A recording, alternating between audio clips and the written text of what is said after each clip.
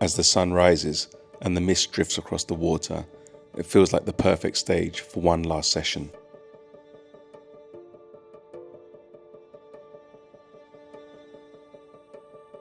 "4 months on the road across Europe, I've chased carp in some of the most remote locations, and this is the final chapter of my summer journey.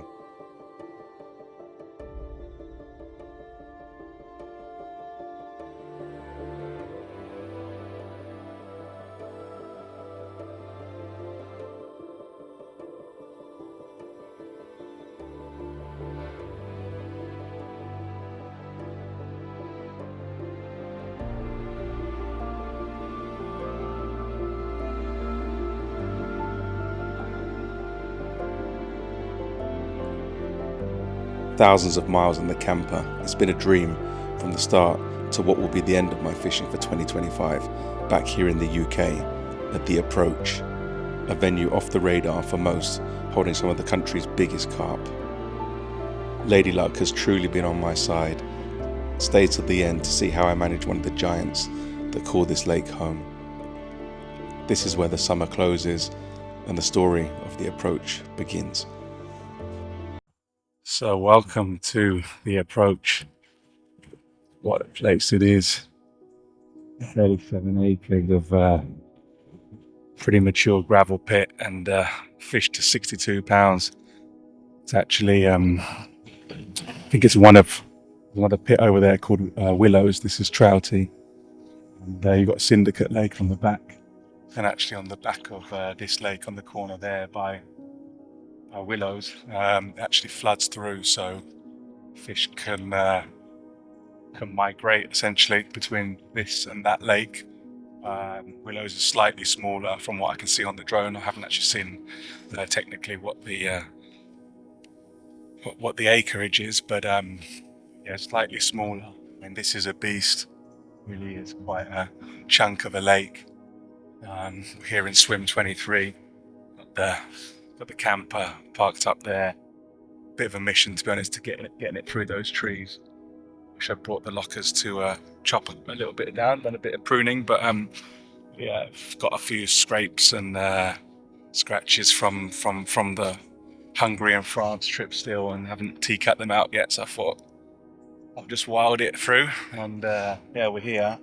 On the first day, there was a person in this swim. I actually took the swim on the left of him because there was fish just showing up all in here. And as you know, just got to chase the fish as soon as you arrive. If you're not on the fish, you're camping. Yeah, so I moved in next to him, waiting for him to leave. And that was actually Sunday. So Sunday night, nothing on my rods, but quite a few liners. So there's definitely fish in the area. Moved in here as soon as he'd left on the Monday morning, and it just switched off. Just 24 hours of pure switch off. There was nothing. Oh, that's not good. Get rid of that. Sorry. Yeah, so it's just completely switched off on the on yesterday on the Monday. I saw one fish, and I'm actually standing on like this kind of what was the trout fishing pontoon, whatever they call it, mini kind of harbour jetty thing. So yeah, I saw one fish show in the centre of the bowl over there. And on Swim Booker, you've got a map of the lake, a swim guide showing you exactly where you want to be, where you need to be. And actually, this swim comes right out to this kind of corner. So you only have this kind of where this kind of pontoon comes out. You've only got that kind of corner of that. And the same between that swim, there's another pontoon there. And then you go down, and I think there's breaks. So I mean, basically the pontoon's kind of split between, but they all come out at funny angles because that swim on my left is all kind of coming over to my right, and I'm kind of coming over far to the right margin. So I wouldn't say they're pokey, but definitely not as much water as you see in front of you, because there's still a lot of swims. I mean, there's 23 swims on the lake in 37 acres. So what's that? I mean, you've got over an acre each, but But you'd be surprised, actually, once you're sending a bait boat out, people think they've got quite a lot of room, but people are encroaching on each other, I'm sure, trying to fish to the absolute maximum limits of their spots. So yeah, 24 hours it switched off, and it was very warm yesterday, 27 degrees, coming up to the end of August here. So it's still summertime, but it's not hot, in general. The last few days have been quite mild, but just that one day out of the blue yesterday at 27 degrees, I think it just switched everything off. As I said, I didn't see hardly anything all day long compared to the day before when they were active. So it's just coming up to the surface over there. Then there seems to be a little bit of activity in these shallows, but could also be small fry. Definitely a lot of small fish. When I'm coming out on these pontoons, you're seeing a lot of small silvers. I think they're little roach, but there is quite a lot of bubble. But yeah, I'm just basically standing here waiting for the lake to come alive, because we've had a pressure drop over high 1000s. I mean, as I said, with that 27 degrees, it was super high pressure, and now we've still got sunshine. We had a big wind yesterday, and we've got low 900s now. So, I mean, you can see by the smile on my face then. Low 900s is about as good as you could possibly wish for with carp fishing, especially end of August. So we've got rain every day now. I'm here for a week. It's Tuesday, so what have we got? Tuesday, Wednesday, Thursday, Friday, and Saturday. So I've essentially got still 4 days left of the session, and I've got the opportunity to stay longer if I really want to. And the fact that there's 60s in here. So how it works, this one you can book on Swimbooker, and the lake on the left of it, Willows, it's a lot weedier, a bit more snaggy, and apparently they've got boats. I think there's 3 boats, the guy was telling me, that you can kind of, you shout a mate to kind of send one over or keep one near you, or you're lucky enough to have one in your swim. And apparently you should be landing your fish by boat there, because it's just so much weed. I mean, I'd much prefer being in a boat anyway, landing my fish, getting right on top of them. For anyone that hasn't done it, I really recommend you get over to France and try it, or Hungary, any of those lakes, and just wing it. Don't be scared about being out in a boat, as long as you've got a life jacket and you're either you've got a mate with you, or you've got an Apple Watch, with an emergency system to kind of inform someone in case of an emergency. Then you're as safe as you are on land fishing, I would say. So yeah, it's boat work over there, and you have to prove yourself here. Now, people are saying online you need to do 5 sessions on here, Troutie, and then you'll get on Willows. But I think it's more like, you need to meet the guy, the owner, name's apparently Sam. Haven't met him yet. Been dealing with him on the phone, but I haven't seen him face to face. A lady checked me in and sorted me out of the gate. I haven't met him yet, but obviously that's the plan of action. Try and have a chat with him. Obviously, more importantly, prove myself, catch a fish here, and get onto Willows. I've got the opportunity to fish next week, so if I can do well on here, I'd like to get over there next week. And saying that, okay, so what I did, how I approached it, as soon as I arrived, it was absolutely chock-a-block. Sunday afternoon, I came in, I think almost every peg was free. There's about 2 pegs free. As I said, I jumped in next to where we are in on 23 now. When I arrived, I had a chat with pretty much anyone that wanted to have a chat. I went round, and you know how it's like. Some people want to talk, some people don't, and you end up, some people chewing your ear off. You end up sitting in there for about half an hour, and some people swim, and then some people don't even give you the time of day. But that's fishing, isn't it? And you've got to build up a picture of what's happened, and that's why me coming in on the Sunday, I thought, look, I'm going to get as much information as I possibly can for the people that have been here. People have been here for a week, people have been here for 3 or 4 days, and some good anglers on at that point, and some regulars. So I built up a picture of what the lake's all about, and actually a lot of people have been catching small fish. Now, it's not probably what you want to hear or what I wanted to hear when I come to this place, because you're chasing the big uns if you come here. I mean, it's not an easy lake by any means. A lot of people have blanked, the people I spoke to, regulars told me that this is not an easy lake, as in, I'm talking people do 3-day, 4-day sessions and don't catch. So yeah, don't expect to be seeing a mega haul red letter session from me here this week. Honestly, my aim is to get 2 or 3 fish. Obviously one would be nice, but more than one would be even nicer. So yeah, but as I said, a lot of people catching small fish. Now, when people say, "Oh, I'm catching the stockies," I looked at those photos. Some of them look older than the bigger fish. So I think there's actually a lot of older, smaller fish in here. Now, obviously, I don't know. I haven't seen the fish, and I don't know, the history of the stockings. But by looking at some of those fish, some of them look like dinosaurs. Some of them have got them nice kind of like overslung mouths, and there's those big kind of like humpy backs. So yeah, I'll be happy with those smaller ones. As you know from my fishing, it's not about size for me. It's much more about the beauty of the fish and the story of the fish. And saying that, the big ones are characters in themselves. You got one eye, which is a big common. You got a scar, which is I think another common. And then there was a fish called mooch. I think it's a mirror. Came out, and these are all 40s, 50s, even going into 60s at the right time of year. And yes, I mean, we've had what, 2-3 months now since spawning. I think they spawned later in here. I think he said the end of June on the Facebook, even into July. I think they were still going at it. But anyway, they've had a couple of months to put on the weight, and in a lake like this, I mean, there's definitely a lot of natural. There's definitely a lot of bait going in. So those fish could have put weight back on now. I mean, they're definitely not going to be spawned out right now. So you'd hope not, anyway. As I said, these low pressure fronts coming in now, so they'll be getting right down there, and hopefully we'll have one. So yeah, plan of action is, as you can see, the big, thick, dark rain clouds in front of me. It's just a case of if they switch on here in this swim, and if they don't, I'm going to have a proper run around. I'm going to pull the rods in. Now, a lot of people get scared, thinking, "Oh, I want to leave the rods in for the most amount of time." If you're not on the fish, you're not fishing. So pull your rods in, walk around. You'll use that time much better than you will sitting on your rods waiting for something to happen. You might get an opportunistic bite. I reckon there might be a few stragglers still in here, in this corner, but they're definitely not here in numbers like they were when I first came in.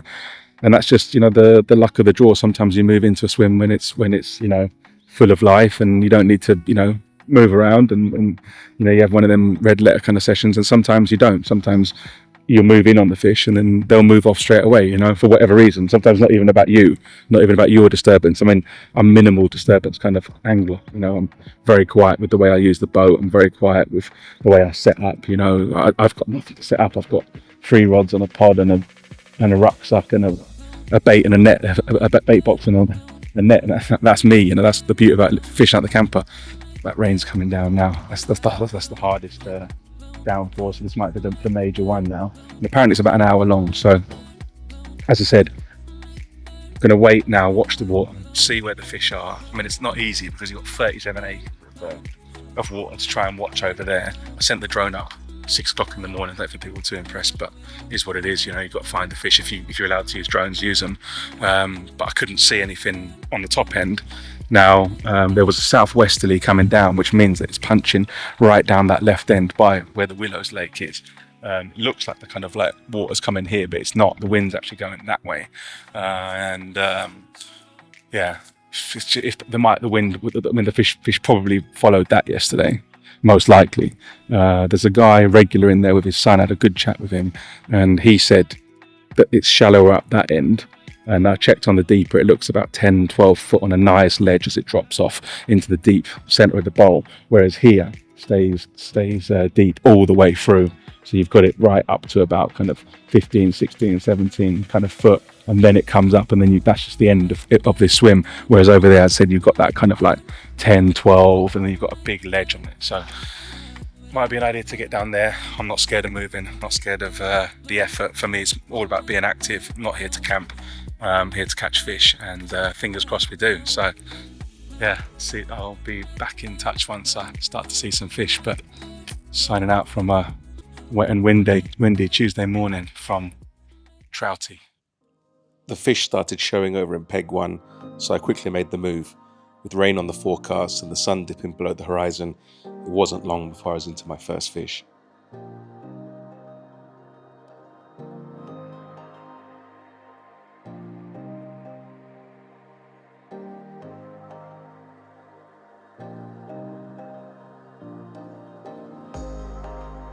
With the landing net extended at maximum and into the deep water just off the jetty, I scooped up the first fish.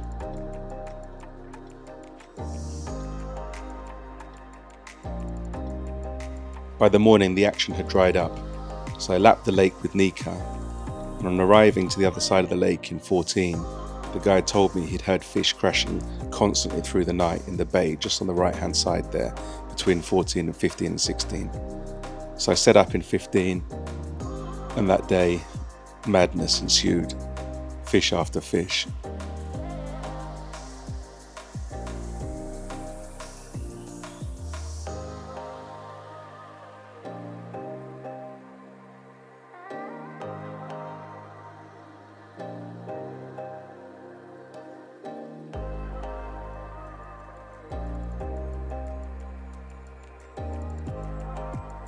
This swim was quite tight, set up high on a bank, fishing 3 rods, had to play the up and over game to get the fish across the lines. I managed to secure a direct line with the fish, but it kept bolting towards the left. There was a snag under the tree there, but I managed to get it away from that, beasted it in a little bit, and managed to scoop it into the net.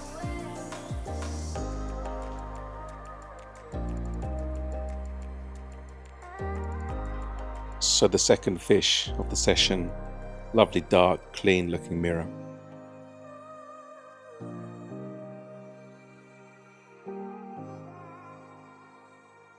The lake hadn't produced a lot of fish the last few days, so to start getting quick action I was really surprised. Here we are into the third fish, having to play it up high on the bank. You can see the wind and the rain punching right into my face.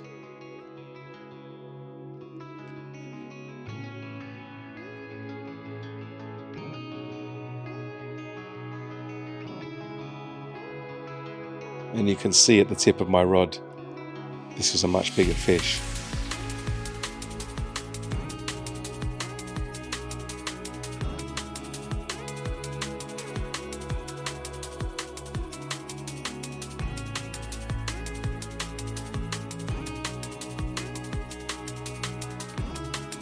And that landing net looks more like a windsock in the wind. It was brutal coming into our face. But it was that pressure drop that really switched the fish on. An amazing catalyst to starting this action.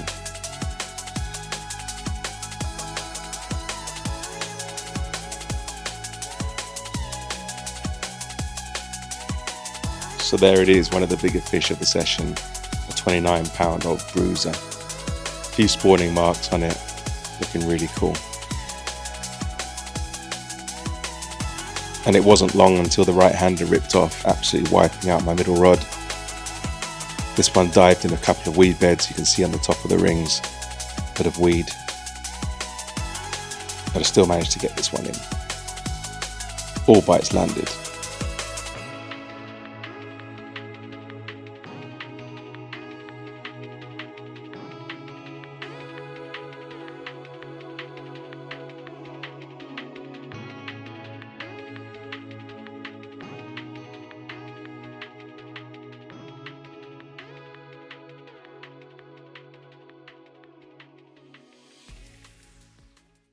So it's Thursday morning, 4 days into the session. This is the midweek roundup, essentially. And I just want to tell you really how these days have gone. Oh, left-hander, start pulling up. Yeah. Thought we were going to get a live bite. It's funny, isn't it? Just started to record in that left-hander. So yeah, peg 16. We are 3 days into this swim. I had 3 moves initially on the first 2 days. Into the third day, basically, I came on this swim. Started over on the top corner. I think I was mentioning when I sat out on the jetty last that that's where the fish were showing, and definitely they were up there in numbers. The guy had caught and you're facing towards the roadside. A lot of fish get picked up from there, and I was fishing onto the margins. Didn't happen over there. We came into this swim. Actually, I was lapping the lake, and the guy next to the swim on the left-hand side here had said that all night they'd been crashing since about 10 p.m.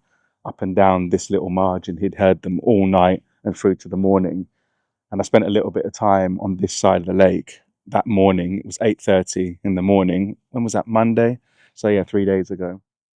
And I just started to see them. So every few minutes they just started showing up, and they were actually at distance. They were showing about halfway in the middle of the bowl, and the couple were showing close in, like 1 or 2 rod lengths off.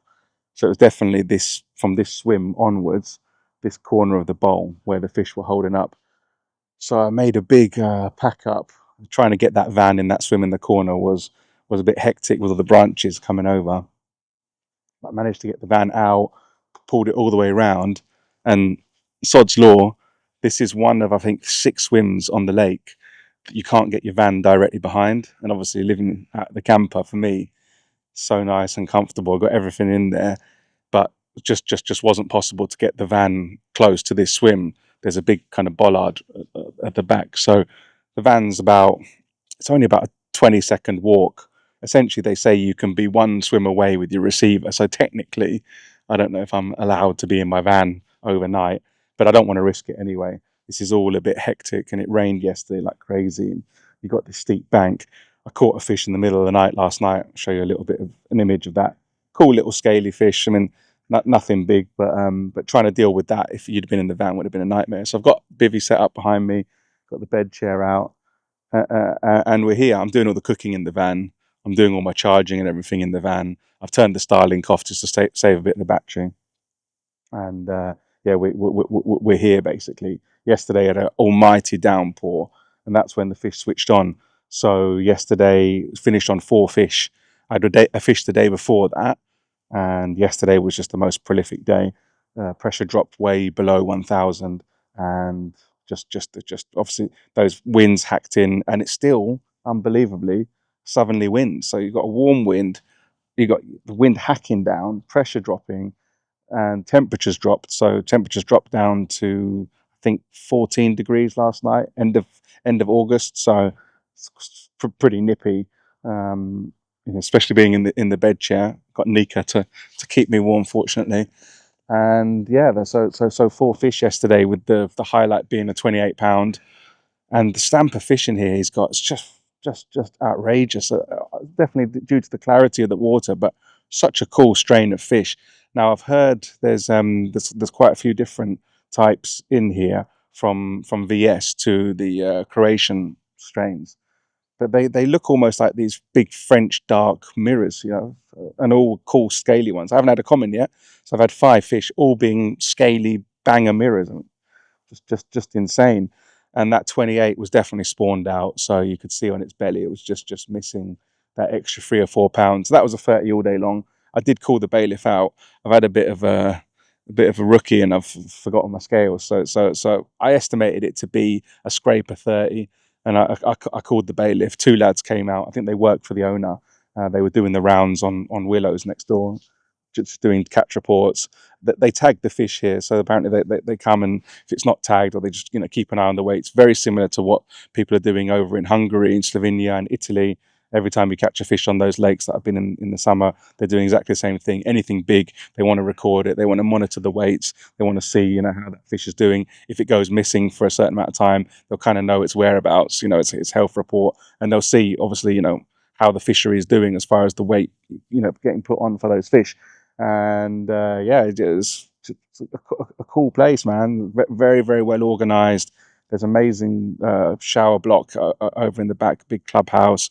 I haven't actually been into the tackle shop yet, but I've heard that the owner, his brother's Sticky Baits, owns Sticky Baits. So they're doing 5 kilo for £30. Just incredible deal. As you well know, I'm bait works through and through for my fishing. I'm not sponsored by them, but it's just changed my fishing since I went to Bait Works. And I've got a new test bait from one of the guys that actually works on their team. Boosted baits. I've been trying the cod balls. I had 1 fish on that, but I've just been mopping the floor up with Atlantic heat. Got the salmon oil there. I've got the pellets in 4 mil and 8 mil, and I've just got the 15 millers bottom bait. So I'm just doing a hopper load every time on every drop and every bite, and yeah, it's just been a great session so far. I was hoping to get 1, 2, 3 fish out of here, and obviously hoping for a bigger fish. But to have had five fish up to close to 30 pounds, it's something I didn't expect. Especially in the first 4 days of getting to this venue. So I just walk you through how that happened. Really, when I got here, completely, unknown to me. I didn't have any information on the lake whatsoever. No one I know fished it. There was almost nothing online. I went to the videos. There was about a handful of videos, many years old. Good videos. I scanned through them at 2 times speed just to kind of try and pick up on if there's any hot spots, if there's any known areas, if there's any, what the stamp of fish, because I didn't even know really what fish is on there. I mean, they don't have an official website, so apart from the Facebook and the Instagram, and just trying to do my hunting to find out what actually lives in it. And I'm really surprised, that people, bang on so much about Linear and Farlows and those places. And don't get me wrong, great fisheries, but you got places like this. It took me 2 hours and 45 minutes from north of London, to get here. It's nothing. You can spend that in traffic getting to London sometimes. So, and it's so peaceful here, such a cool place. You're 7 minutes away from the town. I mean, but let's say you're five minutes away from the town. I went to Angling Direct yesterday in Leeds. It took me 16 minutes. So you're in really good proximity to, having everything, supermarkets, there's big Morrison's next door, takeaways, everything. But it's peaceful, I can just hear the faint murmur of the road in the back for me. Yeah, really, really cool, well-run fishery. So yeah, I didn't know much about the place. Tried to do a bit of research, but the best, hands down, information you're ever going to get, number one, will come from the bailiff or the owner. Haven't met, the owner yet. I came in, and I think it was his missus that checked me in, gave me the code for the gate, came through, and that just basically I've been on my own. No one's bothering you, bothering here whatsoever, which is, it's nice. I think they obviously, they suss you out. They're going to check out who's fishing here. I mean, it's all northern lads here. I'm the only southerner. Had some funny comments from people that, but yeah, very, very nice people, all good anglers on this lake. And yeah, so when I got here, I lapped it first, right? And you're talking 37 acres, so it's not a small lake to lap. Obviously, I've got Nika to walk, so it shoots kind of two birds in one stone. And yeah, so I had a good walk around, and just the usual. Some people do it, some people don't. You've got to talk to people. You've got to talk to everyone on the bank, and it's not chewing their ear off or trying to take something from them. I mean, I genuinely enjoy having a chat with people. Meeting people on the bank.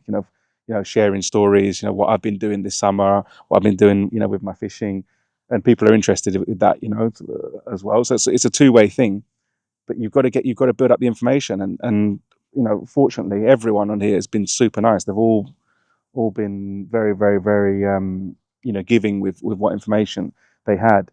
And yeah, I mean, I won't delve too much, because again, that's your job when you get to a venue to find out. But ultimately, most important thing is location. Location. You can't get away from it. You can sit up and camp on a spot and bait and wait for days, weeks, months, and not have a decent hit of fish. But if you know where the fish are, like yesterday, you'll have 4 fish in a row. And I think, I'm not trying to blow my own trumpet, but I think that was the most amount of fish that came out in a day. There's a 43-pound came out yesterday, ridiculous looking mirror on the swim right next to me, and you can park the van in there. I'm thinking to get in there next day. But anyway, so had a chat with everyone on the lake. And I came round, and it was the chap that was leaving in that swim next to me. He told me they were in here. So yeah, just goes to show someone's going to give you that information, and it's going to change your whole week.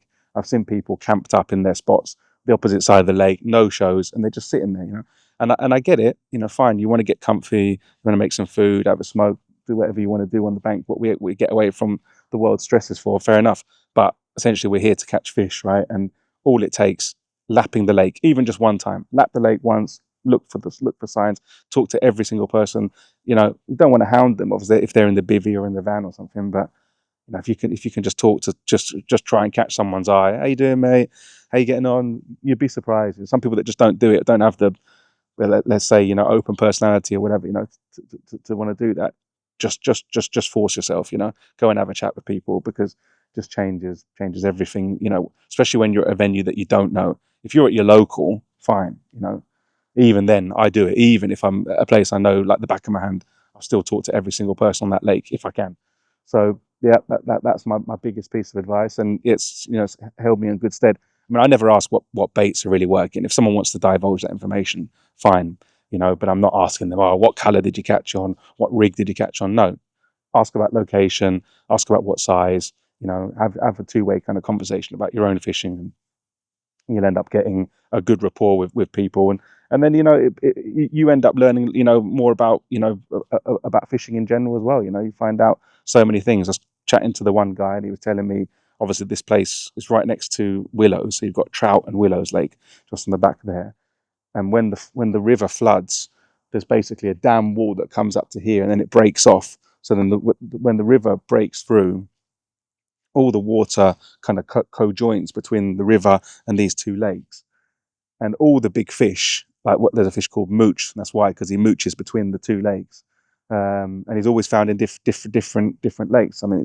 I think it's 50 plus fish, and now he's in here, and I think you've got one eye, which is again plus 50 in here, and I think there's something called sea scale or free scale, that's also meant to be in here. It hasn't been seen for a year. Some of these fish are doing 60 pounds, and from what I've heard, don't quote me on this, but from what I've heard, the owner wants to grow these fish on to about £100. That's his plan, to get £100 carp in here. I mean, can you imagine having Euro Aqua size fish in the UK? It's just unbelievable. But with this size of water, 37 acres, and you've got average depth, I would say 15 to 20 foot's the kind of average from what I'm finding. But I know there are deeper spots, plus 20, 24, 25 kind of feet. So there's plenty of water for those fish to grow on, plenty of naturals, plenty of pressure, of a lot of bait to come in. And I think, if he continues in that way, if people watch these videos, and, the more people that talk about this place come down here. I mean, it's busy now. I think you've got 20 something pegs. Is it 20, 23 pegs or something like that? And I would say there's probably there's a good 11, 12 of us. So, let's say it's half full right now, midweek, and on the weekend, I think it was 2 spots. So, he definitely does well, and it's 30 quid a day. So it's, it's average pricing for, compared to the other lakes. So I think he's got an amazing business here. It's such a cool setup. And as I said, very peaceful, you're in the middle of the countryside pretty much. And, yeah. So that's the roundup basically for Thursday. Got 3 more days. Yeah, Thursday, Friday, and Saturday I'm due off. Now, potentially, I haven't got anything to do. I'm not due back to work for another 3 weeks. I would love to catch something special here. Get chatting with the owner. I've already sent him the photos of yesterday's fish, which he was happy to see, because they're doing a social media post. So, and they were beautiful fish, even though they weren't massive. They were great looking fish. But what I would love is to catch something special. Love to break a PB here. It's all possible. Apparently there's multiple 40s, and obviously those 50s in there. So it's just crazy to think, what could be on the end of your rod.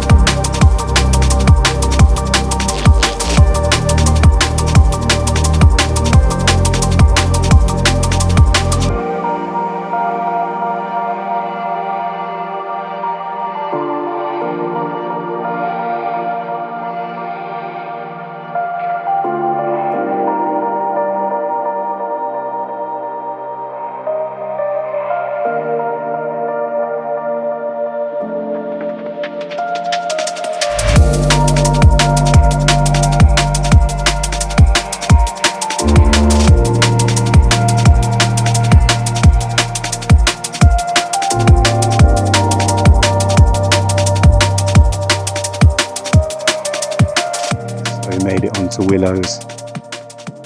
What a venue this is, man. Unbelievable. It's actually day 5 into my session on Willows. So I did just over a week on Troutie. Had fair few fish, good hit fish. I moved around, I think 5 or 6 moves I did around the lake. Started off where the wind was blowing down and ended up moving towards Peg 1, which is on the back of the warm southerly wind. And the sort of stacked up in there. Just couldn't really buy a bite.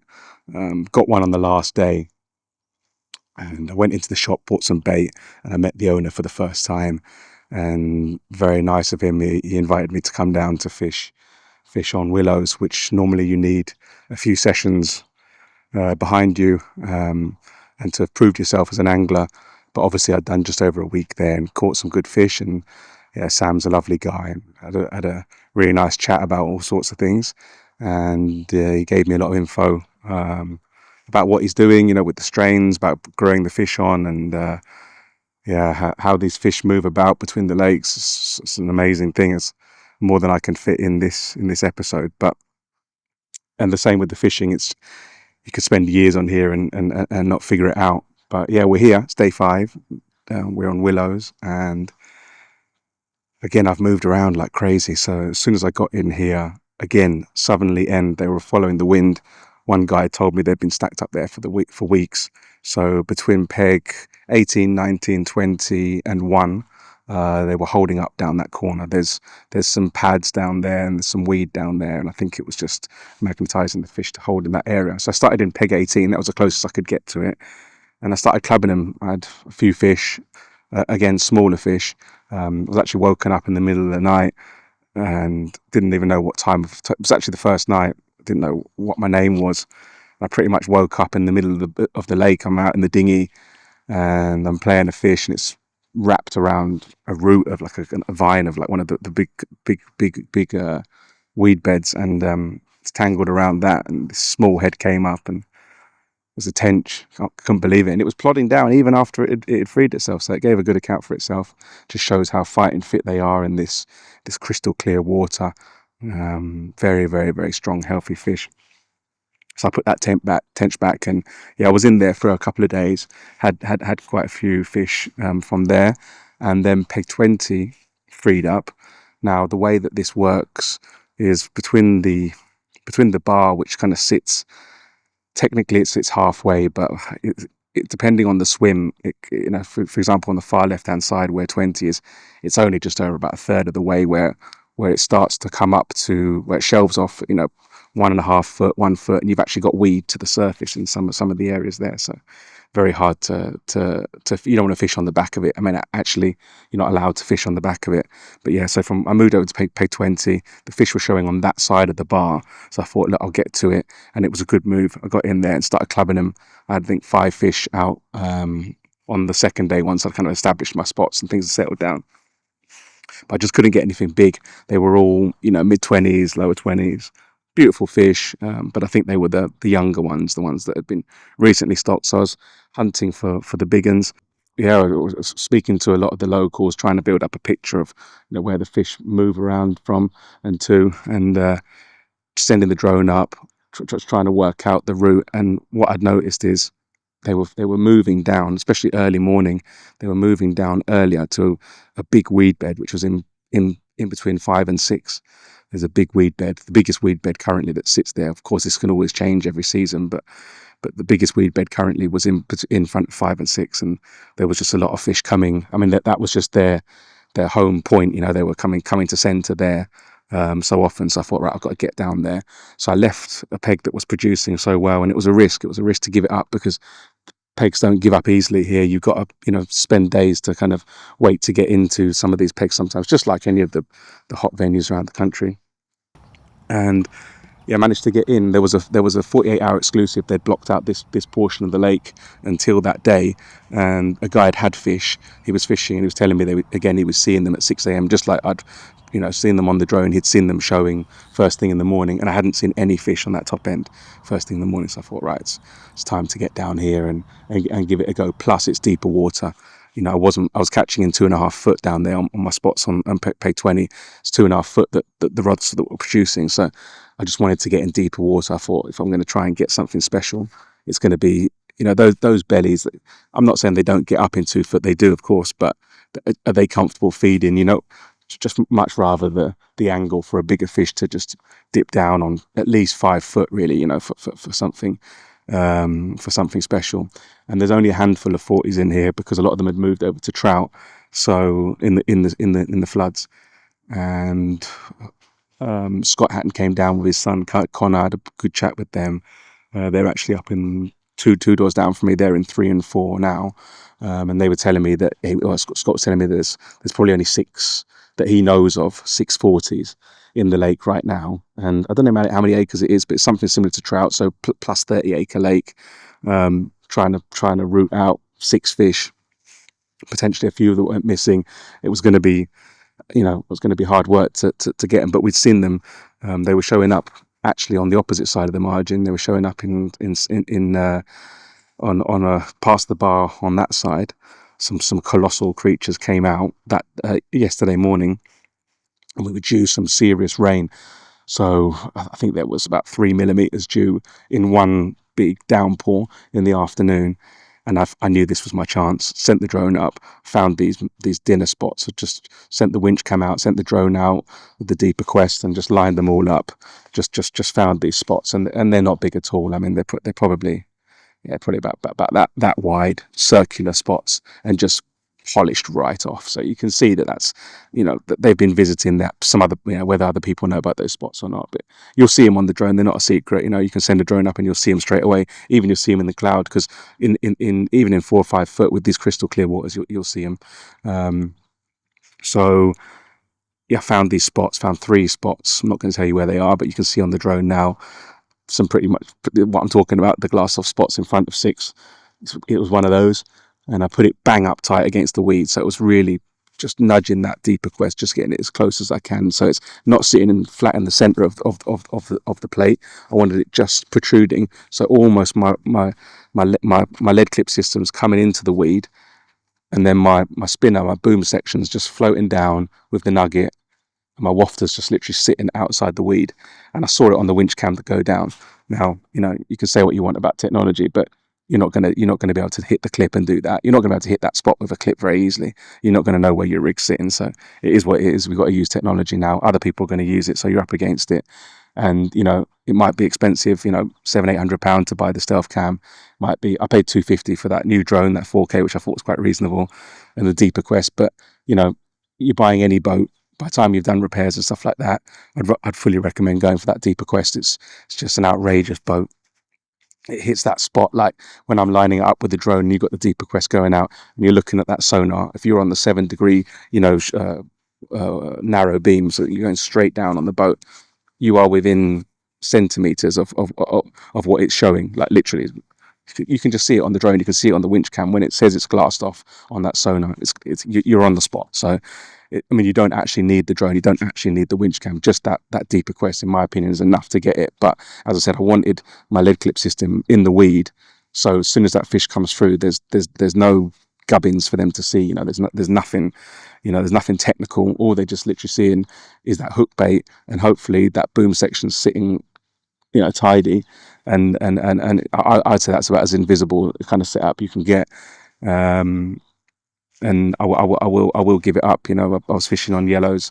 I was fishing on them pineapples. I've taken them all around the world, where you've seen me fishing all over Europe, and they've just been devastating. I've taken them any lake, and I've always produced fish. But funnily enough, actually, I don't know if I mentioned on the last few clips, but in trout they weren't having the yellows. Funnily enough, so they like the Atlantic heat. Match the Hatch was doing well on there. Maybe deeper water. I don't know. Maybe because it was a trout farm before, I don't know, they fed them pellets, they prefer the fish meals and stuff like that. But on this lake, it's a particle lake. You can just tell these kind of places remind me of what I've been fishing, those secret lakes in France, those like Forney Weir, you've got those undulated kind of like 2 foot little surfaces, and you've got those little margins and stuff like that. Very similar to here, and very similar to Kingy Abbey Lakes. You've got that that same kind of vibe to it. And yeah, it's such a cool place, man. You can go out and land the fish from the boat. So yeah, what happened? I got set up. Rains were coming in, as I said, forecasted, and bang on cue. They came down. All the rods set up, 3 rods, all fanned out on these dinner plates. 1, 2, 3, pretty much in line with the bar. So I've got the 3 rods, left hander, teared off just as the rains kind of subsided. Hadn't finished, but it just kind of settled down. And yeah, it was just a screamer, and it stripped me. Hasn't gone into the bar. It's gone straight into weed, and it's locked itself up there. And I'm pulling it, and I felt this is a big fish because it's just dum dum dum, you know. And then it's gone in the weed bed, and it's really, really, really fully locked by that point. There's nothing I can do. I can't walk it back. I'd walked back a lot of the smaller fish to, save having gotten out in the boat. I haven't got an outboard here. I've not got my boat that I take to Europe. It's too big for me to fit in the van. I didn't even know to bring it. I didn't know you could use it. So I didn't actually have a boat in this swim. They supply boats. I think there's about 4 maybe boats on at the moment. But some of the anglers, they go walkabouts. People, you wake up and your boat's not in your swim. Put it that way. So you got to protect your boat if you get one at all costs. Next time I'll bring a padlock on mine. I'll leave it there. And same, bring a life jacket. I know I'm silly, but I've been all in Europe in 60 foot of water without life jackets. But yeah, here they're adamant, use a life jacket. They won't let you go out if you're not with a life jacket. So I forgot that. Also borrowed one off Sam. Thank goodness he sent me one when I was in 20. But then my boat went missing for this. So that left hander's gone. And I'm thinking, what do I do? And it was stupid. I didn't think about the boat. Fortunately, Connor, 2 doors down, had his dinghy. And then Scott had a life jacket and he's pegged down. So I've just literally winded in as much slack on that rod as I could. I've tightened the clutch up, but I've still given it 3 clicks on that baiger, so it's just enough to be able to let it go if it needs to. If it does come out of there, it's rod's not going to go in the water. It's not going to pull for a break. So put it in the rod rest, absolutely scarpered down, and it's all a bit of a commotion. They don't know what's going on. They're in their bivvies, because it was raining still. And I said, guys, can I have a boat? Connor's like, yeah, sure, grab that. Went down to Scott, grabbed the life jacket. And I'm grabbing this boat, one over my shoulder, life jacket over there. I've got 1 oar in the other hand. And I couldn't take 2 oars. So I've got 1 oar and I'm going in, I throw it in the water, grab the rod. And I didn't have a chance to even get my Insta360. So I've got no footage of this, unfortunately. I really wish I regret not spending the extra 10 seconds to go in the van and grab the camera, but I didn't get it in time. I was just flustered, I knew it was a big fish. I thought this hole in that 5 foot, this is my chance. This is the time it was going to be something special. So I've got out on the boat, just tightened up that slack, and it's just pulled me straight in. It was flat calm on the water. There was no chop, thank God. The last few days was just horrible winds coming, side stream, whatever, just pushing you right off your spot. So yeah, that just pulled me straight in. So I'm reeling in. I've got on top of it, what I thought was on top of it, and then the weeds come up. And I've realised that the line's going to another place. So that's pinged off that one section of weed. I've gone into another one, reeled down. And then in another section, that's pinged off, taking me to another weed bed. So it's gone through 3 reed beds, basically. That's what the big fish can do. They're just going to go straight down and right through. So your line's going to go through all that maze of weed beds. So that's the beauty of the boat. Once you get on top of it, it takes the line kind of around that weed bed, right? So, you can unfree yourself. You just couldn't do that from the bank. So it's flicked off 1, 2, and then I'm in this third deep weed bed. And I've reeled in, I can see my leader. Now my leader's it's just over it's about 8 or 9 foot. I didn't want it to kind of go over my top ring, so I didn't want it to go anywhere near my spool or anything like that. So it's about 8 or 9 foot on my 10 foot, something like that. I do it by eye, so I don't know, but it's a long section of the Fox. What's that, camo leader? It's really good, that one. It's lead core leader, and I just strip out the lead core and just spliced the tops onto my spinner rig. So I see the end of the leader come up. I'm like, right, I'm pretty much, I know I'm a few feet away from it, let's say 7, 8 foot, by that point I'm somewhere close to the fish, but it's buried into this weed. and I've got one oar. I'm holding that for dear life. I've got the life jacket, and these life jackets are those, those automatic ones. You go in the water and the capsule goes off. And Scott's told me this thing's like mega expensive, and please be careful. So I don't want to fuck up his his jacket for for his trip either. So I'm trying to be careful not to pull back. I mean, I don't care. I'll go for a swim, but I didn't want to go in the water because of this. Plus the rain's coming down on me. So I'm dealing with this, one hand in the air, holding the oar, holding the boat, spinning around in circles still. And I thought the only way I'm going to be able to do this is just to hand line down and just start to remove the clumps of this weed, because it's fully locked and I can feel it. It's still there. It's still on the bottom. So I'm grabbing this weed out, throwing it out, just trying to get down as much as I can down to the weed. And I've got down to it, and then it's shot off again. It's gone into another weed bed. It's pulled me around. The line's over here. I'm falling over the boat and stuff. It's doing circles. I'm sure it was like a right comedy experience for everyone to watch me. We're doing this in the middle of the lake, and it's gone into the other weed bed. Same thing. Got to do the same. Hand line it down. Get the weed out. And by this point, it's come up, and I've not got the net like right next to me. The net's kind of like protruding out the right hand side, not the left hand side of the boat where the fish was. So I was like, oh, that was my chance, because it's literally come to the surface, disorientated with the ball of weed over its head. And I just wish I'd scooped it by that point, but I didn't have the net anywhere near. And by that point, again, I'm still hand lining it. It's gone again. And then I've had a frap up. All this, when you kind of, I'm on a semi-tight clutch, but it's gone again. So it's gone, the beige has gone, all this line. I'm on the new Kaizen, wicked line, by the way. I'm on the new Kaizen, 18 pounds straight through. Wish I'd bought my braid. Didn't know you could use braid here, but you can. I'd much rather been on braid. But I'm on the 18 pound Kaizen, frap up. And that's all like in the middle of my rod rings now. I've got like this like bird's nest like going through, and I'm like, oh my goodness, this is a nightmare. So I'm like, what do I do now? So I'm again handlining it. I don't want to reel that on, and it's gone again. And I thought, I'm gonna have to reel it in. I'm gonna have to play it. I can't be playing a fish all the time from this hand line.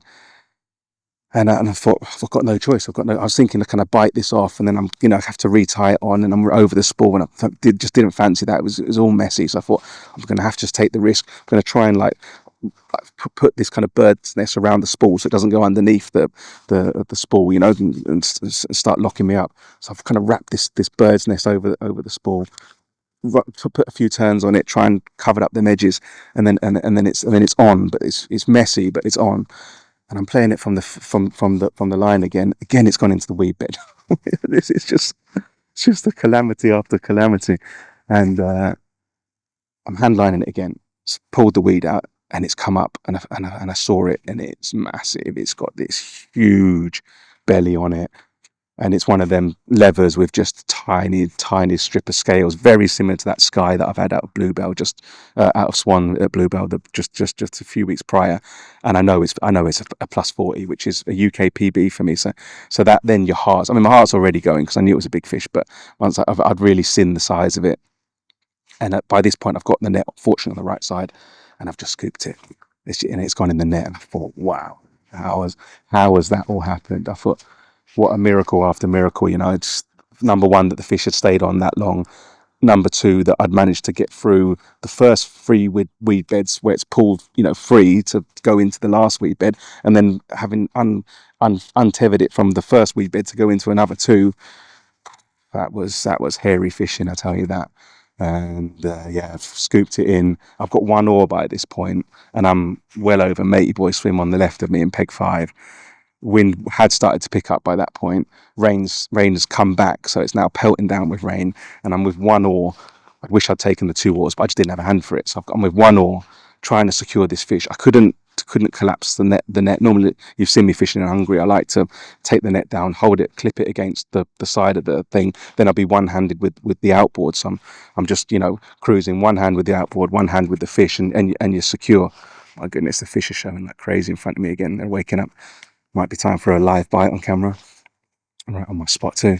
So yeah, I'm trying to do this one oar, trying to get back. I can't collapse the net because I'm in this inflatable dinghy, and there's nowhere to kind of strap it, and it's a big fish. I'm just thinking, if I let go of that, it's gone, and then it's another whole thing. If it's still hooked, I haven't unhooked it by this point. I'm thinking it's just too messy to to deal with that. So I've got the net kind of on my knees like this, spread over with the fish just sitting there. It's not how I wanted it, but it's sat there, and I'm just slowly just giving it a little bit behind me from the left to the right, trying to just get a little bit of water with the one oar to bring me back in, and then we've got it on the bank, and everyone by that point was here to come and assist with me, try and help me sort the mat out, sort the sling out. We've got it in. Connor's come and done some ridiculous photos for me. Thank God he was here.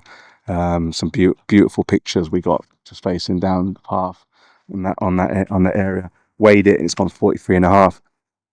And the craziest story about this whole thing is that of the 640s that's in here, oh my goodness, what was that? I don't know if you heard that, but that was a pike or something massive just come and launched out itself next to the camera. There's only 640s in here, and of those 6 fish, one came out yesterday in peg 10 in the shallows in the center of the channel between the islands. Fish called the Sergeant, 43.5, literally 24 hours before. The guys come round and said, "That's Sergeant, that's the same fish." I said, "You are joking me." He said, "No, it's been out 24 hours. I've just had it." Oh my goodness, another fish boshed. It's all going crazy. So yeah, the same fish had been out for 2 times 24 hours. I said, "When was it last out?" He said, 3 years ago. It's been on the missing list for 3 years. We didn't know it was even in this lake. So what a sequence of events. I mean, that's carp fishing for you, and that's why we do it. That's why we're here. And yeah, 5 days into the session, I've made it happen. UK PB for me, a UK 40, and a beautiful fish at that. None of these pasty, nasty looking, kind of fish that you get out of some day tick. It's a £40. I'm not going to mention names, but you know those venues where they live. So it was a special fish to have. We are I think it was 5th of September. I've got 10 days before I need to get back to work. I'm out of the country. That's me done. My 5 months of fishing from May onwards. 4 months of fishing from May until September, basically. Yeah, 4 months fishing, pretty much non-stop. Obviously started in France, made my way down through Hungary, northern Italy, back, stopped off on the way in a few different campsites. Amazing trip. And in UK, I've done these incredible sessions now: Bluebell, Manor Farm, Farlow's, and here at the Approach. And I have to say, it's got to be my favourite venue out of all of them. And this is as close as you're going to get to fishing in Europe as you can on a day ticket. I don't know how long this day ticket is going to last. To be honest, if they lock this off as a syndicate, then you might not get the chance. But thoroughly recommend anyone to get down here from my house, just north of London, 2 hours 3/4, straight up the motorway. It was easy ride up here. Beautiful journey actually. And thoroughly recommend this place if you want to catch, especially if you can get onto Willows. Prove yourself on trout for a few sessions. Get yourself on Willows. There's more fish in here in Willows currently, and you'll get some fish if you can find those spots and fish the way that I've told you to on this vlog. I'm sure there's other ways, but this way has done well for me. As you can see, I'm suited and booted in my autumn gear. It's coming in. To be honest, it was cold last night, about 12 degrees with a feel like 10 degrees in the night, and I think that's summer coming to an end now. Although, funnily enough, we are due a little bit of higher pressure. So I've got another 4 days that I'm booked on for, and I am tempted to get back on trout now. There's 3 known 50s in there. Potentially a 60, potentially even a 70, because there's a fish that was last out at 62 on the missing list, I think, again 2 or 3 years ago. We don't know, they don't know where it is. So I say like we don't know, like I'm a local here now. I feel like I've been here after almost 2 weeks of fishing part of the furniture already. But yeah, fantastic place, man. Can't wait to get back here next summer. I tell you what, it will delay me fishing in Europe to come back here and chase those 50s. I'll give it a good going. Got until Tuesday next week. We're now Friday. So what have I got? I've got Friday night, Saturday night, Sunday night, Monday night. I've got 4 nights on trout. Do my best to try and hunt for one of the big ones. If not, I just can't say any more than the gratitude for having one of the big ones out of here. And what a way to finish this summer. I've smashed my PB pretty much every venue I went to on the leg. It just went up and up and up, and I've got that album to where I wanted it to be.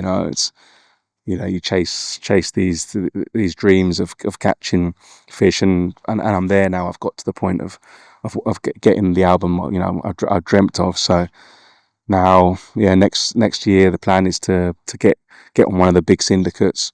A mate's telling me that he can get me on Grenville, and that might be something. I think, if this goes to syndicate, or if I can get back on this as a day ticket, this is definitely somewhere I'm going to come back to.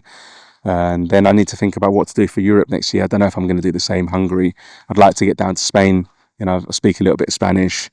Did that trip in Ibiza this summer, using my Spanish again. I'd like to get over to Spain. So I think that might be the plan for next summer. So yeah, I appreciate all of you guys who've been tuning in, watching all of these this content. This will be the last one. I've actually still got to edit quite a few. I've got Bude Canal to edit. Am I missing anything else? Yeah, I think that's it. I think just the one session missing to do. So yeah, then I'm back to work for 6 months, and I'll see you back in spring. Okay, guys.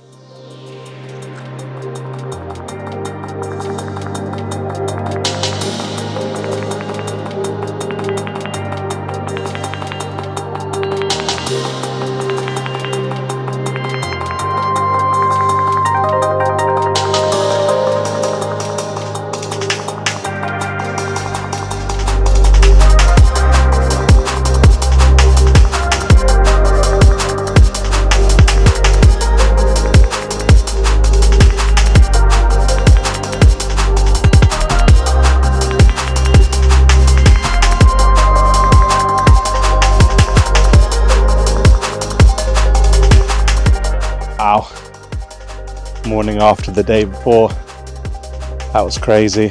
Couldn't keep that rod in the water. One rod, right hand margin, down that channel. And after thinking that I might have to get through some smaller fish, I didn't even get a smaller fish. What dreams are made of, really. A red letter session. Multiple 30s, up to 39. One actually bounced on 40. My scales I was doing my best to lift them. Had a friend here to verify it, and it was just over 39. A few of the fish are down in weight. It's understandable. We're still the first week of September. It's a shallow lake. I mean, there's a decent amount of bait going in, but you can imagine the spawning is pretty rough on them in here, and they have to lose quite a bit. So they were definitely down in weight. Definitely 40s any other time of the year. Definitely some of the named fish, some of the better ones. The handful of bigger fish that reside in here, and I think we finished on 7 fish. Had one in the middle of the night, another 30. Just unbelievable.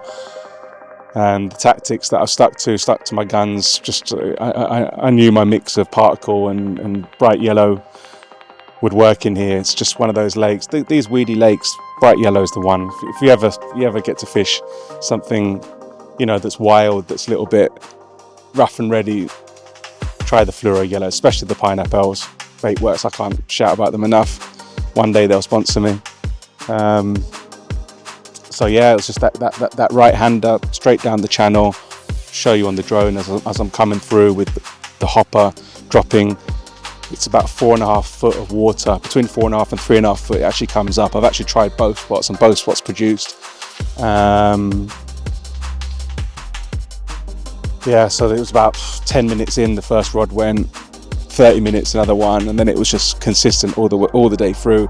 We had a light drizzle, rain, just perfect conditions. It was quite high pressure. It was over the weekend. Sunday, a lot of the pressure had come off the lake. A lot of the guys had left for their Sunday lunch, family duties, and I was lucky enough to slot in here. And there was the absolute megapod sitting in the swim opposite. I don't know the number, but the swim right on the opposite side. There must have been, I could count over 100 fish. There's probably 200, 300 fish in those shallow bay, and they were literally like right in front of the guy's boat.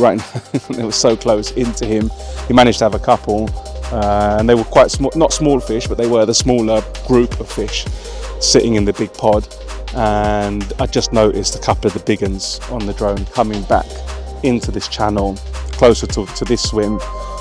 and I just saw one turn. You could just see the sunshine on the side of its scales. You could just see it flash up like it was like a come to me kind of sign, you know. I just thought, wow, that's the one, that's the spot you want to be. Sometimes you just get lucky, you know, the fish show themselves. You could have seen them on the surface, but obviously seeing on the drone where they were flanking was a big edge to know, you know, that they were going to come in and they were going to revisit that spot for whatever reason. Who knows why they're flanking, but there's multiple, you know, theories as to why this time of year. Who knows, whether it's feeding, whether it's cleaning, whether it's rubbing, you know, trying to rub something off, but they were up there. And yeah, deployed that rod, and it's just couldn't keep it in the water. It was just madness. But I had the middle rod, because I'm fishing, you know, only 2 rods. I had the third rod as a backup, so I had the third rod just ready to deploy. So it's all, you know, the hook bait ready. And you guys know from watching my previous videos, I don't change my rigs. You know, it's a straight spinner, 6-inch section, 20-pound quarter boom, standards. You know, I use the PTFE spinner swivel, connected through to size 4. I was using cranks. Can't remember if I mentioned this on one of the last updates. Here, they ran out of cranks in Angling Direct in Leeds, which is only 20 minutes drive away. So they ran out of cranks, size 4 barbed, and they only had wide gape X, the pink ones. And I hadn't actually used those. I don't think I've ever used those on a spinner. And actually, I know some of the big boys, they say you should use, you know, the wide gapes on spinners. But I'd swear by the cranks. You know, I've just done so well on them with cranks. Always had a mega hook hold. Anyway, I had the size 4 wide gape X on, and they've just been absolutely nailed. I think it really depends sometimes on the fish's mouths, on how they're feeding, on the type of lake. You know, again, how much pressure there is. The hook pattern can definitely vary. You know, from time to time, lake to lake, fish to fish. But the wide gape X has been holding in really, really, really solid. So I'm going to try putting them more in my armory now. I'm not going to be giving up on the cranks, but definitely going to try put more into the wide gape X. Just that size 4 on that pattern, just the way that larger liner sits over it, just sits up so proud. And I fish wafters. I don't fish, you know, pop-ups on these. Just fish that pineapple sitting. I've actually been using the dumbbells, and the dumbbells have been tripping them up better than the boilies. The dumbbells just sitting there critically balanced. It's actually heavier than the others. So just sitting so that the hooks flat on the ground. And I would say that as wide gape X stay stronger. Because obviously the outturned eye is it on the crank, they're prone to dragging, aren't they? You know, of course, if you're on the side of the hook, it's gonna, and those points are so tiny. Of course, any little sharp object on the surface is on the bottom is gonna rough that up. So those wide gape X have been staying on strong, even though I change them every fish.